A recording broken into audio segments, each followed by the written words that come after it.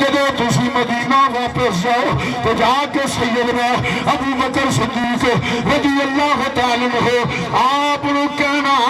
کہ فلاں فلاں فلاں آدمی دا میں اتنا قرض دینا اور میرا قرض بھی ادا کر دینا اور میرے فلاں فلاں غلام نے عیادی کروا کر دے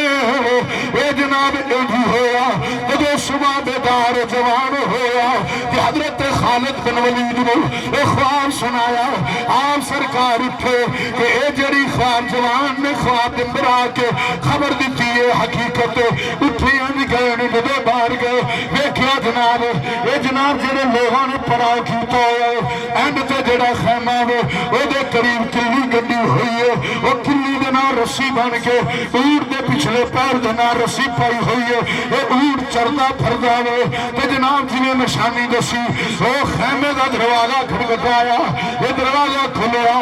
آپ اندر گئے حضرت خالد بن ولید نے ان کر کے اونٹ دا کچاوا ہٹایا ویکھیا دیکھ چاوے وہ دیکھ چاوے پیچھے ہٹایا ویکھیا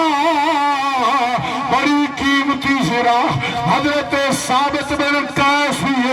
وہ سراوی لے لئی جدو واپس آئے نے یہ واپس آ کے حضرت جناب خالد بن ولید نے جنوں خواب کے اندر حضرت ثابت ملے آ کے حضرت سیدنا ابو بکر صدیق رضی اللہ تعالیٰ عنہ آپ نے وصیت سنائی کہ ثابت بن قیس حضور یہ وصیت کہ میرا اتنا قرضہ بھی ادا کر دیو جو تو فلاں فلاں میرے غلامان آزاد بھی کر دیو جو